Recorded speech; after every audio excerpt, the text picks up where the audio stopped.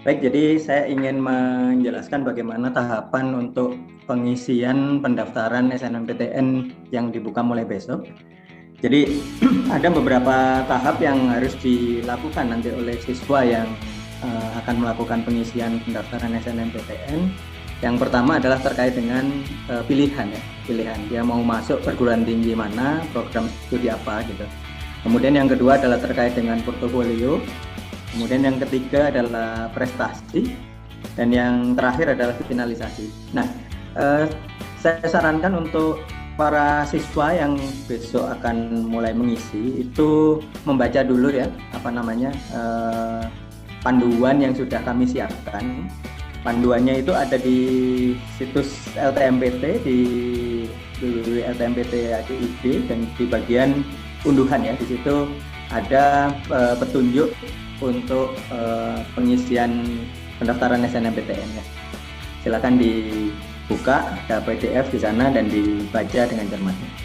Nah, ini kalau Anda semua adik-adik ini mau masuki URL ini, URL-nya adalah SNMPTN LTMPT ACID, nanti akan masuk ke halaman login yang seperti ini. Ini login dari SSO-nya LTMPT yang ada di portal LTMPT.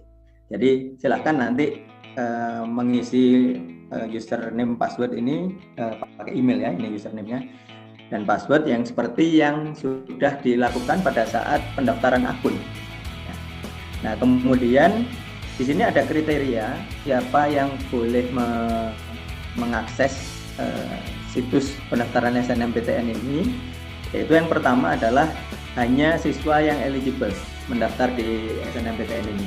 Jadi yang kemarin yang sudah dinyatakan oleh sekolah eligible dan sekolahnya sudah melakukan finalisasi sampai akhir, itu akan diperbolehkan. Nah, kemudian ada syarat yang lain lagi adalah sudah terdaftar akunnya di LTMPT dan juga harus sudah melakukan proses permanen akun. Nah, setelah itu nanti akan masuk ke halaman seperti ini halaman profil dari siswa.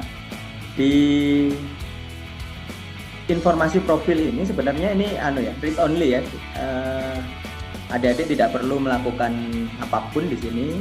Silakan dicek saja informasinya apakah sudah sesuai belum. Karena informasi ini sebetulnya diambil dari portal. Jadi pada saat para siswa ini mendaftar akun di LTMPT, ini informasinya akan ditampilkan kembali di sini. Informasi yang dimasukkan pada saat mendaftar akun itu, begitu. Jadi ini tidak bisa diedit.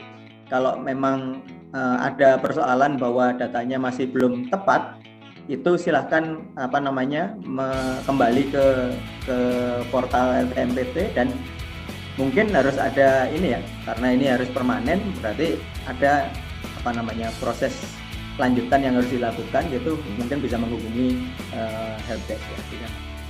Oke, ini adalah halaman profil yang silahkan dilakukan pengecekan. Kemudian yang berikutnya kita masuk ke bagian yang kedua ya. Jadi ini di bagian sebelah kiri ini terlihat ya, ada paling atas nih profil, ini yang tadi. Kemudian yang kedua ini adalah terkait dengan pilihan prodi. Nah, kalau di halaman pilihan prodi ini bisa dilihat bahwa di sisi sebelah kiri ini ada pilihan perguruan tinggi. Jadi silakan bisa dicoba-coba mengklik perguruan tinggi mana, begitu. Kemudian nanti di sisi sebelah kanan ini akan muncul daftar program studi yang dibuka di perguruan tinggi tersebut. Nah, di sini yang menjadi catatan adalah mungkin ada beberapa program studi yang kami dim seperti ini, dihitamkan seperti ini. Apa artinya? Bahwa di situ artinya program studi tersebut itu tidak boleh dipilih oleh adik-adik karena mungkin jurusan dari sekolahnya tidak sesuai untuk program studi tersebut. Misalnya saja kalau memilih program studi yang harus IPA misalnya, sedangkan adik-adik IPS, mungkin akan muncul yang seperti ini. Kebalikannya juga begitu.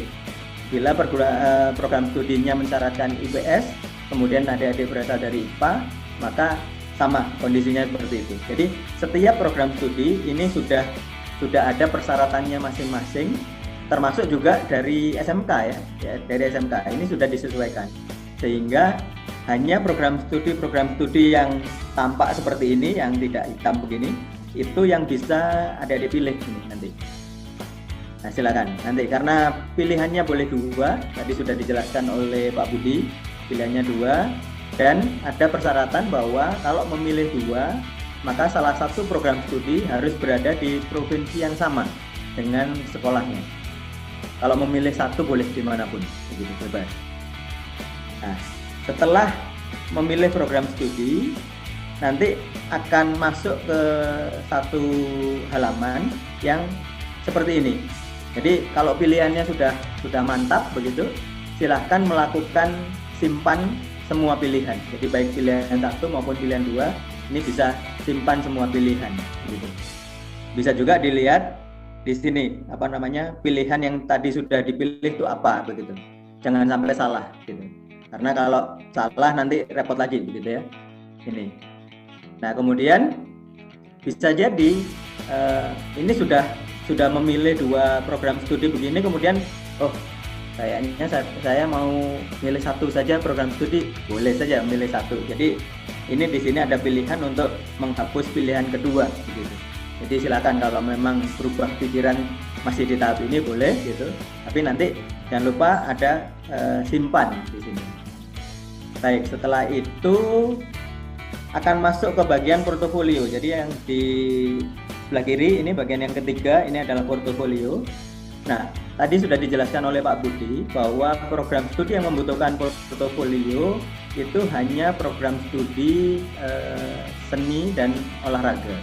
Jadi kalau bagi para siswa yang memilih program studi yang tidak mensyaratkan portofolio, itu nanti akan muncul informasi seperti ini. Jadi tidak perlu melakukan upload atau unggah portofolio. Nah, jangan lupa bahwa sebelum ini bagi yang memilih program studi seni dan olahraga, portofolionya disiapkan dulu, karena untuk menyiapkan portofolio itu membutuhkan waktu yang cukup lama ya, karena untuk membuat yang bagus itu seperti apa begitu ya. Jadi silahkan disiapkan dulu.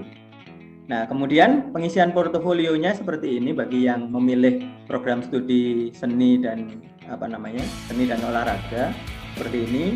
Jadi di sini ada file-file yang harus diunggah, di-upload sesuai dengan portofolio yang dipilih. Misalnya untuk seni tari kebutuhannya apa, kemudian seni musik kebutuhannya apa. Dan tadi kalau ada pertanyaan misalnya portofolio berapa besar yang boleh di-upload, kami membatasinya 100 MB. Jadi kalau misalnya untuk video begitu, mungkin ada beberapa program studi yang portofolionya itu sangat membutuhkan video yang bagus banget gitu kualitasnya. Jadi silakan diatur-atur supaya ukuran file secara keseluruhan itu tidak melebihi 100 MB. Karena kalau misalnya harus high definition seperti itu, maka akan membutuhkan membutuhkan ukuran yang lebih besar gitu. Jadi harus dipikirkan betul antara kualitas dan ukurannya harus disesuaikan supaya tidak melebihi 100 MB.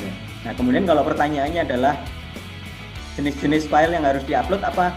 Tadi silakan dibaca di panduan untuk portofolionya. Tadi ada di situsnya LTMPT juga sudah dijelaskan oleh Pak Budi. Jadi silakan dibaca dengan cermat ya untuk portofolionya. Karena nilainya juga cukup tinggi tadi 50% ya. Jadi harus disiapkan dengan baik. Baik. Kemudian yang berikutnya di sini tadi pilihan sudah, portofolio sudah. Kemudian yang ketiga ini adalah prestasi. Jadi berikutnya bagi para siswa yang memang memiliki prestasi itu diberi kesempatan untuk mengunggah prestasinya. Jadi karena di sini tidak semua siswa itu punya prestasi, maka ini sifatnya adalah opsional ya, tidak wajib. Jadi bagi Anda yang tidak memiliki prestasi yang akan diupload, ini tidak perlu dilakukan apapun di sini ya. Nah, kemudian bagi yang punya file prestasi, itu silahkan diupload, dibatasi 3. Jadi silahkan dipilih prestasi yang paling bagus dan jangan terus memaksakan untuk mengupload lebih dari 3, jangan, karena di tahun-tahun yang lalu itu ada juga gitu kasus-kasus di mana siswa mengupload satu file tapi isinya banyak prestasi di situ. Tidak ya. Jadi ini untuk prestasi yang pertama, ini satu file, ini isinya adalah satu prestasi saja ya. Jangan banyak prestasi dimasukkan ke dalam sebuah PDF, jangan. Karena nanti akan merepotkan untuk penilaiannya juga begitu. Nah, ini ada 3, jadi silahkan untuk memilih 3 terbaik. Kemudian yang harus dilakukan apa? Yang pertama adalah file prestasinya sendiri perlu diupload di sini. Nah, kemudian berikan deskripsi dari prestasi tersebut. Misalnya ini adalah juara 1 lomba apa-apa tingkat nasional misalnya, atau tingkat internasional yang diikuti oleh sekian peserta, seperti itu. Silakan diberikan deskripsi sehingga nanti bagi penilai itu akan mendapatkan gambaran yang cukup jelas ini prestasi apa begitu, tanpa harus, karena ini image ya yang ada di dalam file PDF yang diupload ini itu image, maka kalau dibuka satu persatu nanti akan dibaca satu persatu seperti itu, mungkin informasi lebih briefnya bisa dimasukkan ke sini begitu. Jadi bisa dibaca dengan cepat begitu ya informasinya. Nah, kemudian di sini ada bidang prestasi. Ada beberapa pilihan bidang prestasi yang bisa dipilih di situ, silahkan. Ini tentang apa? Tentang olahraga atau tentang kesenian atau tentang apa begitu ya. Tuh. Nah, kemudian ada tingkat prestasi di sini. Kami membatasi tingkat prestasinya paling rendahnya kabupaten kota ya tingkatnya. Jadi kalau ada yang punya prestasi tingkat sekolah, kami tidak akomodasi untuk diupload di situ. Mulai dari tingkat kabupaten kota, tingkat provinsi atau nasional dan internasional seperti itu. Silakan nanti dipilih. Nah, kemudian berikutnya kami juga ingin tahu ini prestasi individu atau prestasi kelompok seperti itu. Jadi ini juga silakan disesuaikan. Nah, setelah itu ini nanti bisa dilihat kalau sudah di-upload, bisa dilihat apakah hasil uploadnya sudah sesuai atau belum. Nah, kalau perlu misalnya tidak yakin begitu, bisa dicek di URL tersebut begitu. Itu terkait dengan prestasi. Nah, berikutnya yang paling akhir ini adalah tahap yang paling penting ya, paling penting, finalisasi. Tahap ini jangan sampai terlewat, karena tahap finalisasi ini menyatakan bahwa proses pendaftaran ini lengkap, selesai, tuntas, begitu. Itu adalah tahap finalisasi ini. Jadi di tahap finalisasi ini akan disampaikan oleh sistem pilihannya apa yang tadi sudah dipilih. Jadi jangan sampai salah. Jadi silahkan dibaca kembali bahwa pilihannya betul yang itu. Kemudian silakan ini ada sejumlah kalimat pernyataan bahwa kalau Anda melakukan finalisasi ini maka ada konsekuensi yang akan melekat nantinya. Jadi harus mendaftar kalau memang diterima. Kemudian kalau sampai tidak mendaftar maka akan ada efek ini dan seterusnya, seperti itu. Tidak boleh mendaftar UTBK dan seterusnya, UTBK SBMPTN begitu ya. Ini adalah konsekuensi atas kepesertaan adik-adik di SNMPTN gitu. Nah, kemudian kalau sudah semua ya silakan ini menyetujui, kemudian dilakukan finalisasi.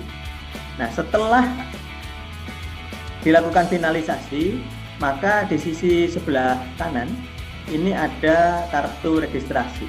Jadi silakan di-download untuk disimpan sebagai bukti bahwa adik-adik ini memang sudah benar-benar terdaftar sebagai peserta SNMPTN 2022 gitu. Itu bukti bahwa memang sudah terdaftar dengan pilihan-pilihan yang sudah disebutkan di sana.